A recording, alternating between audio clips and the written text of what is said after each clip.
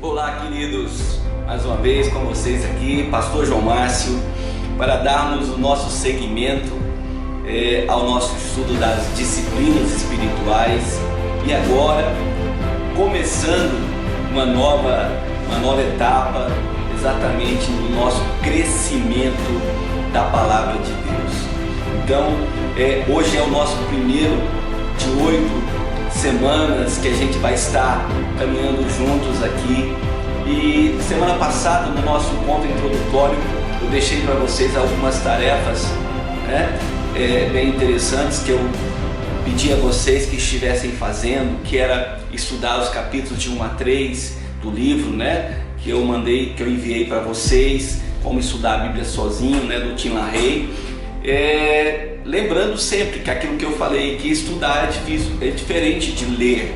Então a gente precisa estudar a palavra, precisamos estudar, é diferente de ler. E ler o texto de como fazer um diário espiritual e fazer pelo menos um diário espiritual da carta de 1 João capítulo 1 e ler o capítulo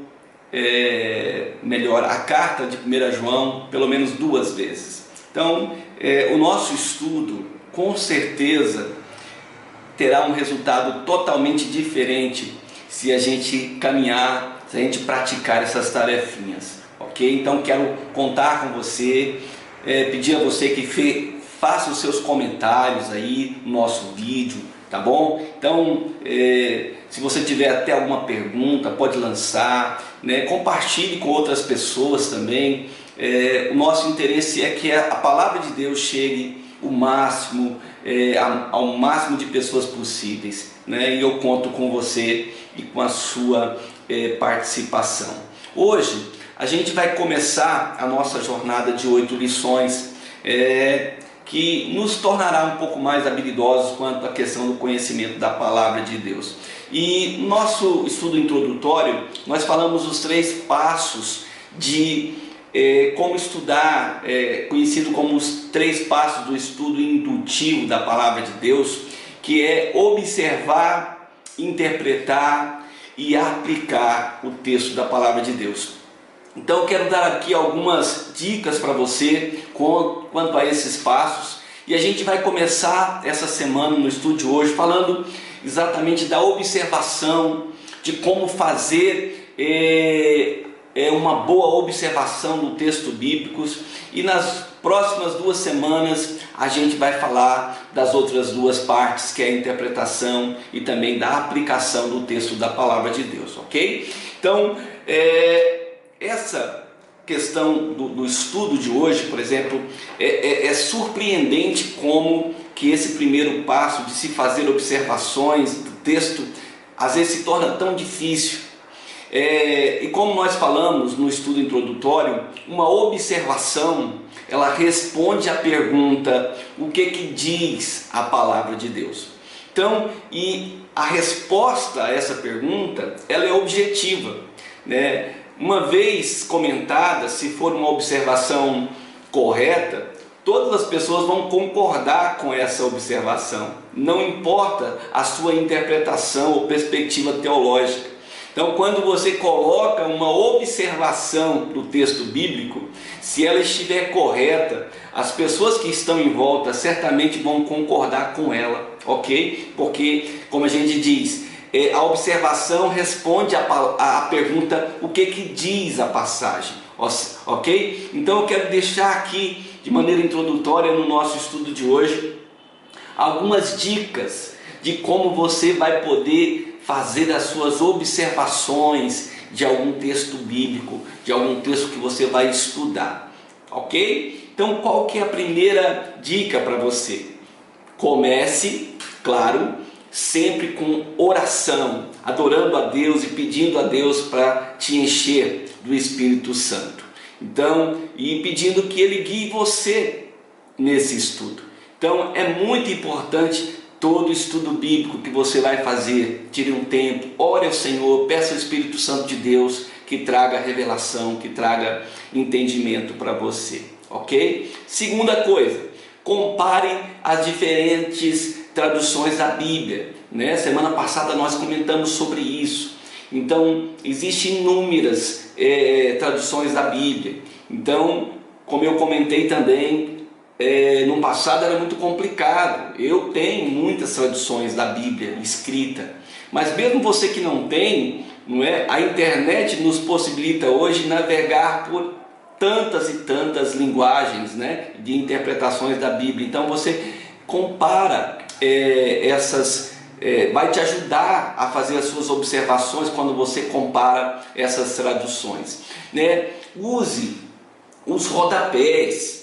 Sabe aquelas notinhas de rodapé, não é? Uma Bíblia normal, toda Bíblia, ela traz ali embaixo, no rodapé, algumas anotações, aquelas letrinhas pequenas, aqueles números pequenos. Então aprenda a usar, não é? Às vezes você vai ler um texto e aqueles textos, eles têm algumas referências ali embaixo.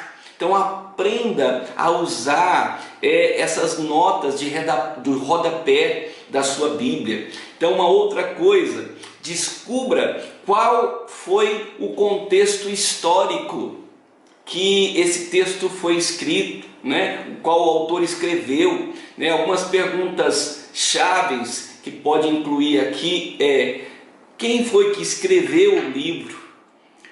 Por que ele escreveu esse livro? A quem ele escreveu? Quando esse texto foi escrito? De onde ele foi escrito? No caso de Paulo, algumas cartas, ele escreveu, ele estava preso, né? Ele estava preso. De quem o texto fala? Ou do que o texto fala? Então, são perguntas interessantes que vai te ajudar nas suas observações. Outra coisa, use um dicionário bíblico, palavras-chave. Eu tenho aqui alguns bem interessantes, né? Eu tenho aqui um manual bíblico que às vezes eu uso. Eu tenho aqui também um comentário, né, bíblico da NVI, né? Um texto bem interessante. Mas mesmo você, como a gente comenta às vezes, vai falar, olha, puxa pastor, mas eu não tenho acesso, às vezes não é tão barato. Eu falei semana passada para você, nós temos a bênção da internet hoje a nosso favor, né? Então a gente tem que tomar cuidado, é claro, não é? Mas em se tratando da palavra de Deus, você pode entrar, você vai ter acesso, né? Existe muito acervo digital na internet hoje que você pode acessar e você vai ter conhecimento. Então, compare outras passagens bíblicas do mesmo assunto. Na própria Bíblia, ela vai trazer ali alguns assuntos semelhantes em outros textos bíblicos que pode ajudar você a entender aquele específico que você está estudando. Então, olha o contexto em que vem antes da passagem estudada. Olha o contexto que está depois do texto. E se estiver estudando um ou dois versículos em particular, veja o contexto do parágrafo todo que você está lendo. Existem palavras importantes, por exemplo, portanto ou porém, que conectam a passagem de alguma forma com um outro trecho, ou anterior ou posterior. Então, uma outra coisa, questione a passagem. Falamos um pouco disso semana passada também, né? O que esse texto me fala sobre Deus? O que esse texto fala sobre o meu viver, o meu agir? Faz uma cópia desse texto, às vezes, para você sublinhar, ou faz essas anotações, ou esse sublinhar na sua própria Bíblia. Tem gente que tem dificuldade com isso, né? Não vou mexer, não vou riscar a minha Bíblia, né? Olha, sublinhar texto bíblico não é pecado, tá bom? Não é pecado, você pode sublinhar, você pode escrever na sua Bíblia, até porque você vai tornando a sua Bíblia um pouco personalizada, né? Você vai tendo uma Bíblia que você tem as suas anotações, e certamente uma Bíblia dessa se torna muito mais valiosa num futuro próximo. Tem um outro ponto, procure ferramentas apropriadas para entender o significado de idioma, né? Seja o dicionário bíblico ou a própria a internet também vai te ajudar a isso, entender a palavra no original, para você trazer uma compreensão, porque às vezes uma palavra ela tem vários significados, né, no idioma original. Então é interessante a gente pesquisar. Identifique os verbos principais, especialmente, né, aqueles que estiverem no imperativo, que são aquelas ordens que Deus dá, tão importante. Identifique palavras-chave do texto. Quais são as palavras-chave que você encontra? Qual que seria o tema central daquele texto? Identifique que tipo de texto ele é. Se ele é uma poesia, se ele é um texto profético, se ele é um texto doutrinário, se é um ensino, se é histórico, se é uma parábola. Tudo isso faz diferença na sua observação quando você for colocar, né? Se fizer referência de algum lugar, procure recursos geográficos, mapas, para você entender, né, que região que é, aonde fica, aquilo que o texto está citando. É bem interessante todas essas dicas que eu estou passando para você. Parece ser muita coisa, mas na verdade são dicas simples. Se você aplicar, elas te ajudarão muito nas suas observações sobre qualquer texto bíblico que você estiver estudando. Como esse estudo está sendo gravado, você pode voltar quantas vezes você quiser e observar de novo, e olhar as dicas que eu falei aqui e anotar se for possível, né, e preciso, e você vai ter uma observação bem satisfatória do texto da palavra de Deus, ok? Então eu quero trazer para você, já deixando, sempre a gente vai trazer algumas dicas práticas para te ajudar quanto à questão da palavra, e eu quero trazer para você hoje uma meditação na palavra de Deus, que está exatamente no texto de Salmo 1. A gente vai trabalhar dentro desse tema. E o tema nosso do estudo de hoje é exatamente tornando-nos homens e mulheres da palavra. Então, você se considera um homem ou uma mulher da palavra? Qual que seria um percentual que a gente poderia, olhando para a nossa igreja, que a gente pode entender que seriam pessoas que sabem estudar a Bíblia sozinhos? Desses que estão estudando a Bíblia, quantos você imagina que sabem e que por algum motivo não fazem? Sabem estudar, mas não estudam, não é? Essa falta de nutrição da palavra de Deus, meus irmãos, tem feito muitos cristãos, gerado muitos cristãos frágeis, débeis na sua fé. Pessoas fracas, desnutridas espiritualmente, não é? Então, muitos dependem apenas da comida que já é pré-mastigada, né? E é oferecida para a gente nos cultos a cada semana. Então, mas é muito pouco, né? É muito pouco para nós que queremos ser nutridos, que queremos ser cheios da palavra de Deus. Então, esse estudo de hoje eu quero começar mostrando o potencial que a palavra de Deus tem exatamente de mudar a nossa vida. Não importa que estágio da nossa vida cristã a gente esteja, a palavra de Deus, ela pode transformar, ela pode mudar a nossa vida. Amém? O texto bíblico então de Salmo 1, os versículos de 1 a 3, acompanhe comigo a leitura. Salmo 1, de 1 a 3, diz assim: como é feliz ou bem-aventurado aquele que não segue o conselho ou não anda no conselho dos ímpios, não imita ou não se detém na conduta, no caminho dos pecadores, nem se assenta na roda dos zombadores ou dos escarnecedores. Ao contrário, sua satisfação ou seu prazer está na lei do Senhor, e nessa lei medita dia e noite. Ele é como árvore plantada junto a ribeiro de águas, que no devido tempo dá os seus frutos, que as suas folhas não murcham, e tudo quanto ele faz prosperará. como, querido, que nós podemos ser homens e mulheres da palavra. Veja o que o salmista nos ensina nesse texto. Ele fala sobre isso. Aqui vemos um contraste que ele estabelece. De um lado, aquelas pessoas que são dedicadas à palavra. De outro lado, aqueles que desprezam, que zombam da palavra de Deus. Interessante que esse texto começa com 3 verbos que indicam que existe uma queda progressiva. E olha só que interessante nesse verbo. O primeiro é andar. Andar no conselho dos ímpios. Isso fala de alinhamento, de ter os mesmos pensamentos. Alguém que anda no conselho é aquele que se alinha com aquela pessoa. É aquele que está com os mesmos pensamentos. O segundo passo em descida, vamos dizer assim, é deter-se no caminho. Deter-se no caminho dos pecadores, querido, fala de parar diante ou de se posicionar do lado. Quando alguém se detém, alguém que para, é alguém que está diante, alguém que para, é alguém que está andando lado a lado.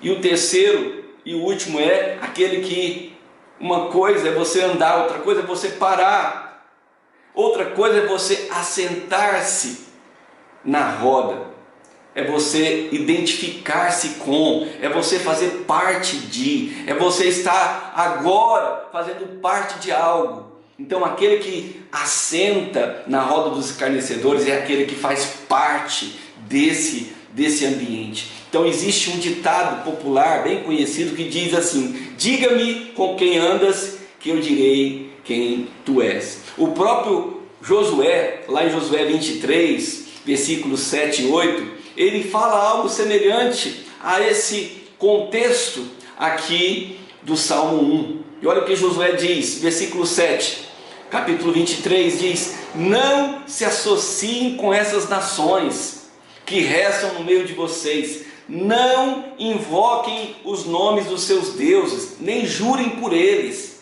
não lhes prestem culto, nem se inclinem perante eles, mas apeguem-se ao Senhor, ao seu Deus, como fizeram até hoje. Por isso é que é tão importante entendermos que se a gente deseja ser um homem, uma mulher da palavra, a gente deve evitar com todas as nossas forças o seguir tal caminho e de ter tais atitudes aqui citadas no Salmo 1, no versículo 1.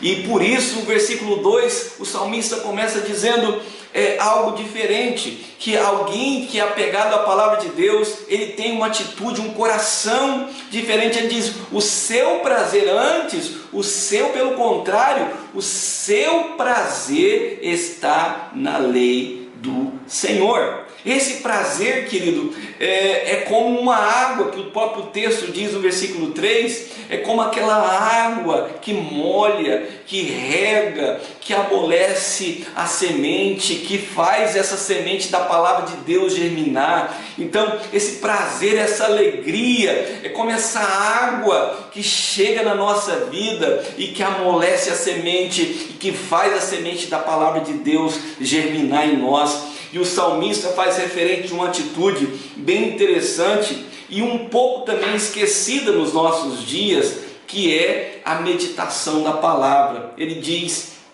que a gente precisa meditar nela dia e noite. Queridos, meditar é pensar devagar, é analisar, é como a gente aprendeu hoje, né?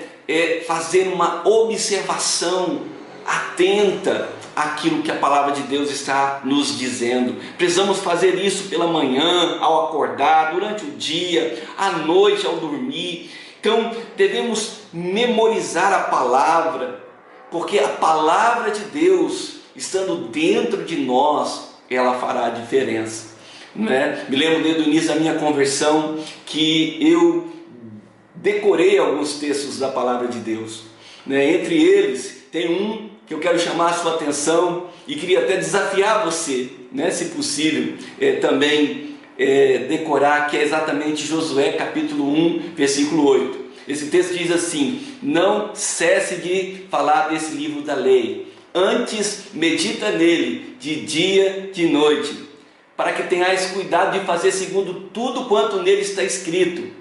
Então farás prosperar o seu caminho e serás bem-sucedido. Então é exatamente isso que o texto da palavra de Deus está chamando a atenção aqui no Salmo 1. Aqui nós podemos entender a expressão que o salmista diz: olha, uma pessoa que tem essa palavra dentro de si, essa pessoa que tem a palavra de Deus dentro de si, ela vai ser como uma árvore plantada. Uma árvore plantada. Agora, vamos pensar um pouco. Existem muitas árvores plantadas em muitos lugares, verdade? Então existem muitas árvores plantadas. Agora, existe uma grande diferença de árvores que são plantadas junto a ribeiro de águas. Essas árvores que são plantadas junto à corrente de águas, queridos, essas árvores elas vão ter a sua vida bem diferente de outras árvores, né? É parecido à questão da parábola, né? do semeador, né? Que fala da semente que cai em tantos lugares e brota. Então aqui também, então uma coisa é você plantar, outra coisa é você ser plantado em um lugar que é próximo a um ribeiro de águas. Então, assim, eu que gosto de pescaria, então a gente vê de longe. A gente vê, a gente observa quem anda de avião, em aviões menores, né, ou até mesmo grandes, e você olha para a vegetação embaixo, você vê às vezes lugares que a vegetação é totalmente, mesmo nesse tempo de seca, totalmente verde. Por quê? Porque são árvores que estão junto a ribeiro de águas. Então o texto vai dizer que essas árvores que são plantadas junto a ribeiro de águas, elas alcançam um resultado. Qual é o resultado? O resultado é que as raízes dessa árvore, ela vai estar recebendo nutrientes. E essa árvore, ela vai estar sendo nutrida. E por receber esse nutriente no tempo devido, por receber todos os nutrientes que essa árvore precisa, o texto nos diz que no tempo certo, ou na estação certa, essa árvore vai dar o seu fruto. A gente sabe que existe tempo para todas as coisas. Existe tempo para todas as coisas. Mas uma coisa é uma árvore que está plantada junto a ribeiro de águas. Mesmo que passe o tempo das estações X ou Y, o tempo de frutificar vai acontecer nessa árvore. O que a gente vê, uma árvore que não está plantada junto a ribeiro de águas, às vezes ela produz, às vezes ela não produz, ou às vezes ela não está produzindo nunca. E exatamente por quê? Porque não está plantada no lugar certo. O salmista, ele diz: no tempo certo essa árvore vai dar o seu fruto, na estação apropriada ela vai dar o seu fruto. A sua vida de maneira geral será próspera. Por que de maneira geral? Porque acontecem muitas coisas, mas no tempo devido a gente colhe o fruto. Você tem produzido fruto? A sua vida está frutificando? Então uma boa pergunta para a gente saber: será que a gente está plantado junto a ribeiro de águas? Um homem e uma mulher da palavra, queridos, para concluir, não anda no conselho dos ímpios, mas no conselho de pessoas espirituais. Um homem e uma mulher da palavra não se detém no caminho dos pecadores, mas permanece na palavra, medita na palavra, memoriza a palavra, aplica a palavra de Deus na sua vida, em cada situação. E por fim, um homem e uma mulher da palavra não se assenta na roda dos escarnecedores, mas este sempre está em comunhão com o povo de Deus, sempre recebendo e doando do propósito de Deus, em prol do reino de Deus. O resultado disso vai ser nutrição de Deus, vai ser saúde espiritual, vai ser frutos espirituais, no tempo certo e uma vida totalmente próspera. Que Deus te abençoe e seja você mesmo um homem e uma mulher da palavra. Amém? Então vamos agora às nossas tarefas. Tarefas que são muito importantes, ok? Assim como nós temos falado, nós vamos ter esse tempo aqui para estudar juntos, para acompanhar os textos da palavra, e você vai ter uma tarefinha para você acompanhar o estudo durante a semana. Então o estudo dessa semana, assim como a semana passada você leu o texto de 1 João 2 vezes, eu quero que você leia 1 João agora 3 vezes. Uma outra coisa faça pelo menos 3 diários espirituais sobre o texto o 2º capítulo de 1 João. Então 1 João capítulo 2, faça 3 diários espirituais, ok? Também defina um lugar, na sua casa, um lugar onde você vai fazer os seus devocionais. Então defina um horário, um lugar que você vai fazer e fale isso para as pessoas que moram com você, se você tem mais pessoas na sua casa. Então isso vai ser importante, você ter ajuda e não ter interrupções dessas pessoas que moram com você. Também releia aquilo que você anotou, você sublinhou dos textos lá do livro Como Estudar a Bíblia Sozinho, do Tim LaHaye. E por fim, leia um texto que eu vou enviar para vocês a respeito de interpretação. Eu vou enviar esse texto essa semana para você, então eu quero que você faça uma lista de interpretações baseadas no texto de Tiago capítulo 1, os versículos 19 a 27. Então veja se você consegue aplicar pelo menos 5 desses princípios ensinados nesse texto que eu vou mandar para você, ok? Então, tenha uma semana abençoada, obrigado pela paciência, ok? Se você gostou do vídeo, compartilhe com mais pessoas, vamos estar junto caminhando aí, crescendo na palavra de Deus, amém? Deus te abençoe, tenha uma semana abençoada e até a próxima.